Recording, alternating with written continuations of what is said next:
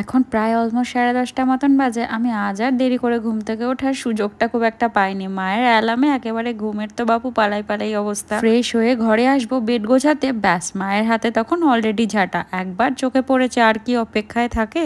আমি এসে যতক্ষণে কাজে হাত লাগাবো মা ততক্ষণে দুবার সেই কাজ সেরে ফেলবে অলরেডি। বেডের সরঞ্জামগুলো রাত বেজায় বিপাকে পড়েছে। মহারানী এসে তো হাজির, আর তারা যেখানে সেখানে তাদের ইচ্ছে মতন থাকতে পারবে না। মহারানীর ঠিক করা জায়গায় তাদের কাছে শিরোধার্য। ব্যাস বেড গোছানোর পালা শেষ, এবার ঘর ঝাড়ু দেওয়ার পালা শুরু। যেগুলোকে বেড থেকে ঝেড়ে পুছে নিচে ফেলেছে, এবার ঘর থেকে সেগুলোকে ঝেঁটিয়ে বিদায় করবে। এবার আমি আসলাম সকাল সকাল আমার ডিপ্রেশন বাড়াতে। কি আর করবো, উপায় তো নেই। মাঝে মাঝে মনে হয় যে ন্যাড়া হয়ে যায় পুরো। এমনিতে তো যা পরিস্থিতি সেখানে গিয়ে দাঁড়াবে, শুধু শুধু অপেক্ষা করে আর লাভ কি। তবে এই গরমের জ্বালাতেই চুলগুলোও পড়েছে ভারী বিপাকে। নিজেদের মতন থাকার তো একদমই জো নেই বাপু। Hello friends, good morning everyone, welcome back to my channel fusion of love থেকে আমি রায়া। আশা করি তোমরা সবাই ভালো আছো। তোমাদের ভালোবাসা, আশীর্বাদ আর ভগবানের আশীর্বাদ মাথায় নিয়ে আমি তো বিন্দাস আছি। এখন প্রায় অলমোস্ট 10:30 মতন বাজে। ঘুম থেকে উঠে গেছি অনেক আগে, কারণ এখন তো সকালে একটা ডিউটি হয়েছে, রুটিকে ঘুম থেকে তুলে দেওয়া। আমি রুটিকে ঘুম থেকে তুলে দিই, তারপর রুটি যায় বাজারে, দেন তারপরে বাজার করে এসে একটুখানি ঘুমায়। চা টা খেয়ে বিস্কিট খেয়ে এখন তো সব কিছু টাইম মেনটেন হয়ে গেছে। তারপরে কিছুক্ষণ রুটিদের সাথে একটু কথা বললাম, পাপান মামা। আর এটা তো এখন আমার দায়িত্ব বা রেসপন্সিবিলিটি, দুটো একই ব্যাপার। তার মধ্যেই পড়েছে রোজ রোজ পাপানকে ফোন করে একটু জিজ্ঞেস করা। কালকে রাতে যদিও ভিডিও কল করে একবার কথা বলেছি, আজকে সকালে আবার একটু কথা বলে নিলাম। তার তো মাছ নিয়ে প্রবলেম। আজ সকালবেলা রুটি ট্যাংরা মাছ নিয়ে এসছে।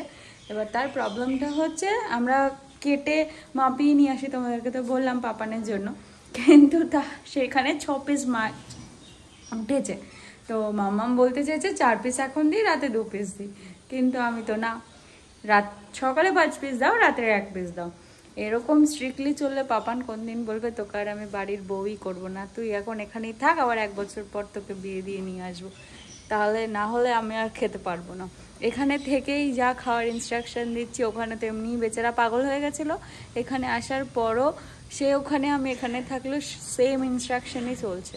সে বলবে আমি তোকে আর বাড়িতে বউ করে নিয়ে আসবো না তো তাড়াতাড়ি।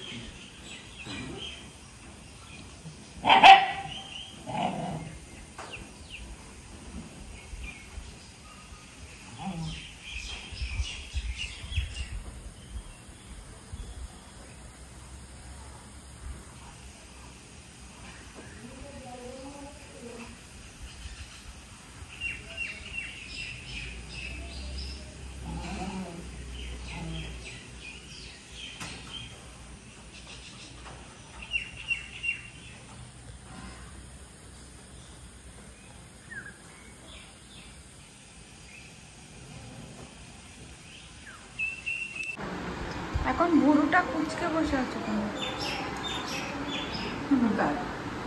তাই তো লাগবে না। খাচ্ছি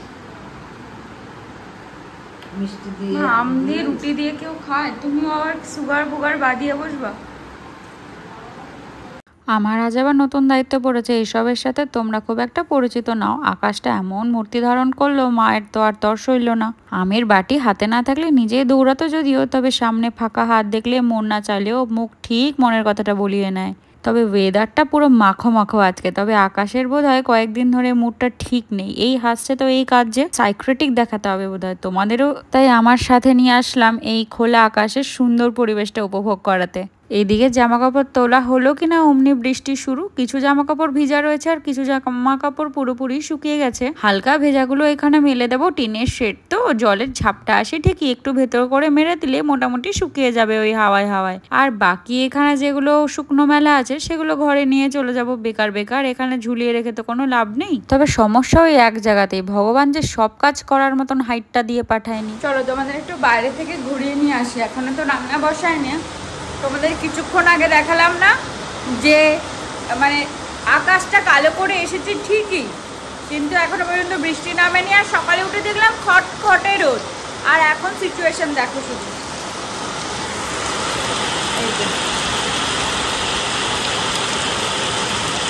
এই হচ্ছে এখনকার সিচুয়েশন।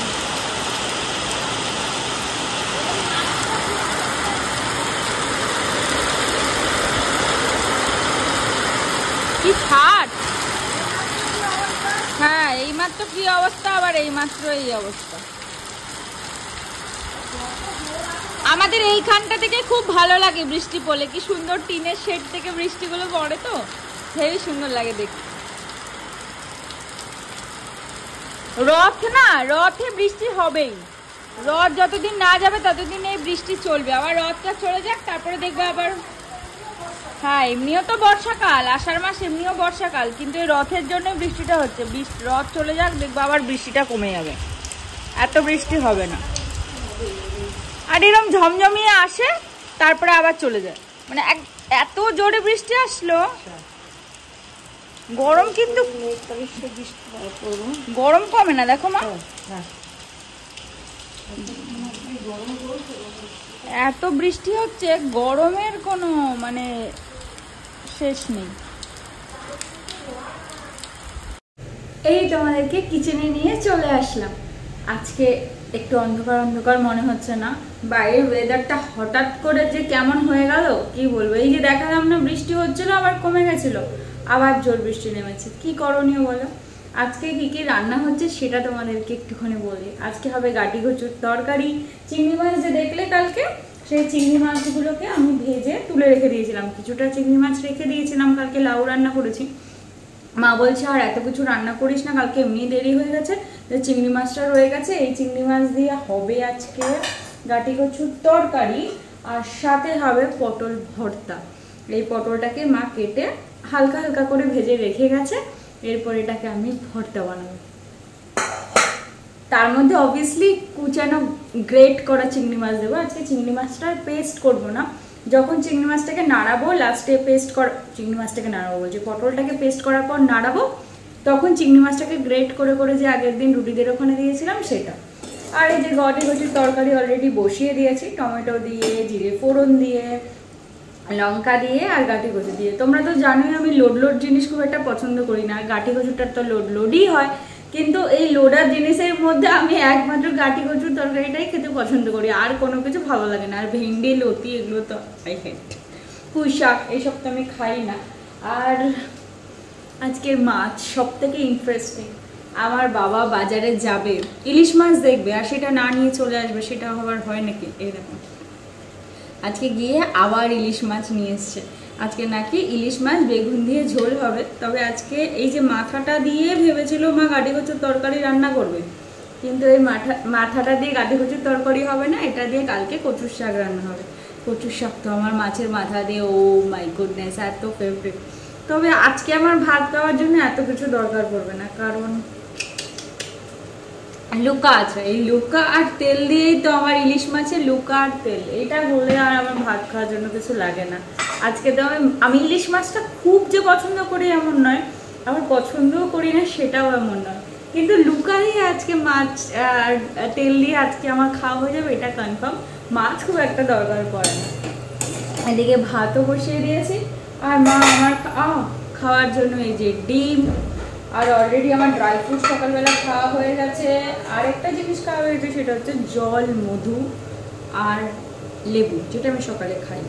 আর ঠিক করেছি এবার থেকে আমি একটু আমলার জুসও খাবো, তাহলে চুলটা ভালো থাকবে। চুলটা যে পরিমাণ ওঠা শুরু করেছে সেটাতে আর পসিবল না। আর এখানে বিট গাজর জুস করে রেখে দিয়েছে মা, সেটা একটু পরে খাবো, মানে কিছুক্ষণ আগে এইসব খেলাম, এখনই আবার এইটা খাওয়াটা পসিবল না।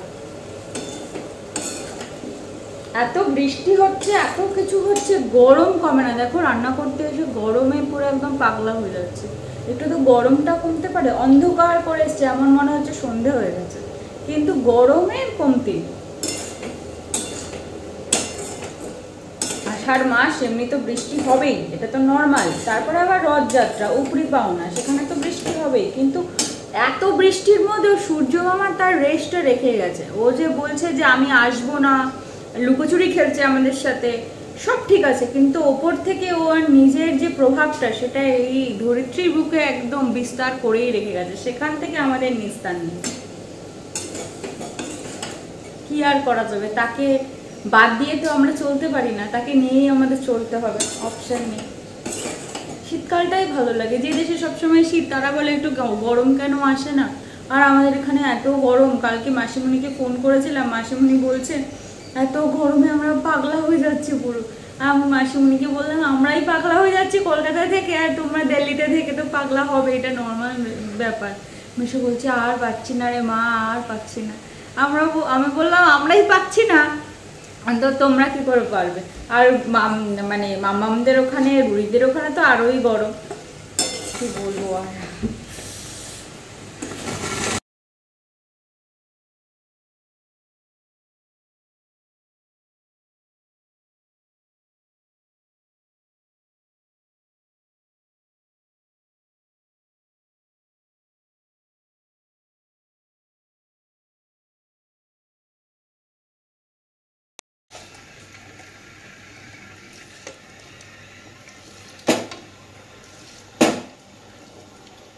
ওইদিকে গ্যাসের শব্দটা সবার মতন হতে থাক, আমি বা সময় নষ্ট করে কি করবো বলো।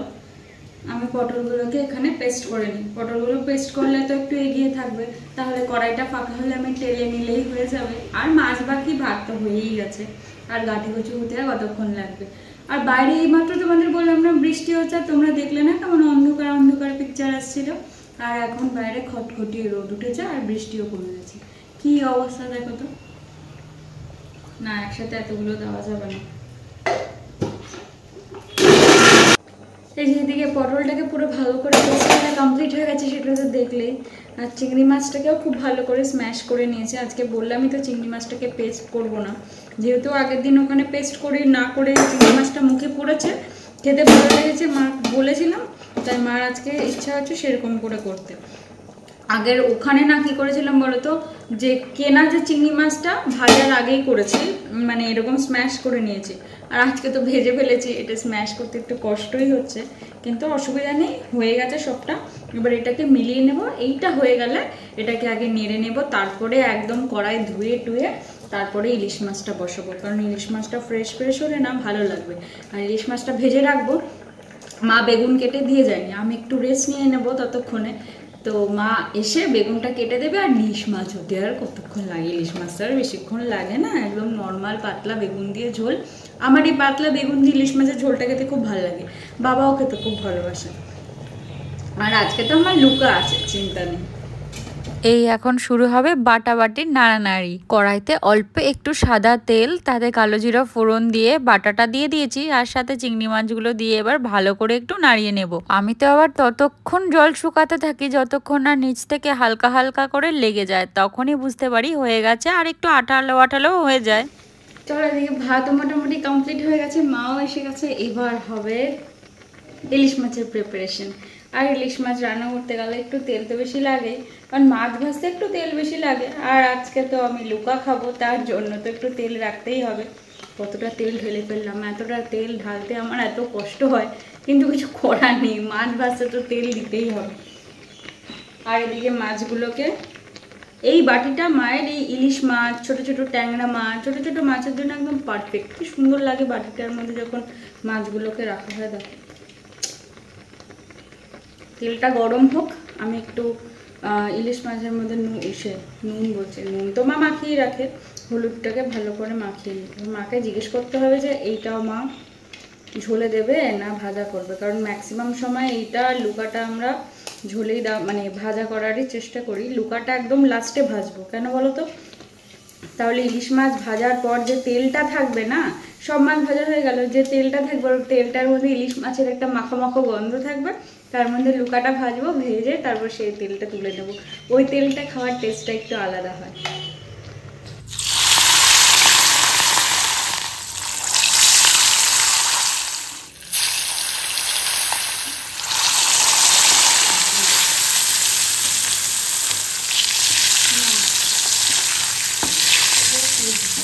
আমার চুলের যে কত খারাপ কন্ডিশন সেটা তো তোমাদেরকে আমি বলেইছি আগেই, তবে এই চুল ততক্ষণ অবধি ঠিক হবে না যতক্ষণ না আমার মায়ের হাতে বানানো টোটকার ছোঁয়া আমার চুল পায়।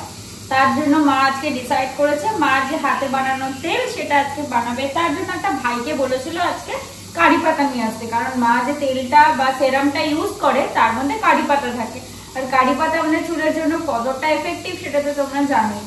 কিন্তু ওই ভাইটা কি করেছে সেটা তোমাদের দেখানোর জন্য আজকে এই সেশন।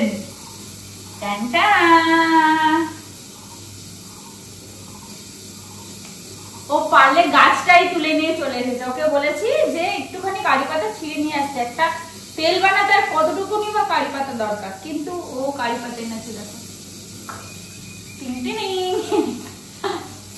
মনে হচ্ছে এরকম করে ঘুরি। আজ দুপুরের লাঞ্চে কি আছে সেটা তো তোমরা রান্না করতেই দেখে নিয়েছো আমার সাথে সাথে, কিন্তু সেগুলোকে একবার প্লেটে সাজানো অবস্থায় তোমাদের না দেখলে যেন আমার মনটাই ভরছে না। আজকের দিনের আমার সব থেকে ফেভারিট মেনু লুকা আর তেল আর রায়তাটা এখন আমার লিস্টে নতুন অ্যাড হয়েছে। মা এটা যা ইয়াম্মি করে বানিয়ে দেয় না। আর এই যে ইলিশ মাছের পাতলা বেগুন দিয়ে ঝোল, সাথে গাটি কচুর তরকারি আর পটলের ভর্তা চিংড়ি দিয়ে, ওফ। এখন প্রায় 3:30 মতন বাজে। খাওয়া দাওয়া অনেক আগে কমপ্লিট করে এই ঘরে এসে বসলাম, ভাবলাম আজকে একটু ভিডিও করব। ওয়েদারটা ভালো আর হাওয়াও দিচ্ছে, ভিডিও করলে ভালোই হতো, কিন্তু তারপর আর ইচ্ছা করলো না। সকালেই তোমাদের দেখালাম না যে কত জোরে বৃষ্টি হচ্ছিল। এখন ওয়েদার দেখো শুধু, কখন যে ওরা কীরকমভাবে মুড চেঞ্জ করে কেউ বলতে পারবে না। এখন ওয়েদার দেখো কি মারাত্মক লেভেল। সুন্দর লাগছে আকাশটা দেখতে। আমি না দিন দিন কেমন যেন আকাশ প্রেমী হয়ে যাচ্ছি। আকাশের মুক্ত নীল দিগন্তে হঠাৎ হঠাৎ মেঘের এমন মুগ্ধ করা রূপ দেখে কিভাবে চোখ ফিরিয়ে রাখি বলতো। তাই তোমাদেরও আমার সাথে নিয়ে আসে এই মুগ্ধ করা দিগন্তকে দেখানোর জন্য। সাথে এই সময় পাখির কিচিরমিচিরটা যেন আরো উপরি পাও না, বিশেষ করে এই পরন্ত বিকালের আকাশের রূপের শোভা যেন আরো মুগ্ধ করা। এখন বেশ কিছুক্ষণ দাঁড়িয়ে দাঁড়িয়ে এটা একটু উপভোগ করবো, তবে এখান থেকে ভিডিওটা শেষ করি। কাল আবার আসবো তোমাদের সাথে আড্ডা দিতে। ততক্ষণ তোমরা ভালো থেকো, সুস্থ থেকো, সাবধানে থেকো। আর পুরো ভিডিও ভালো লাগলে একটা লাইক করে দিও, কমেন্ট করে জানিও কেমন লাগলো। আবার কাল সকাল সকাল সারাদিনের গল্পের ঝুলে নিয়ে আড্ডা দিতে বসবো। আজকে তবে বাই বাই।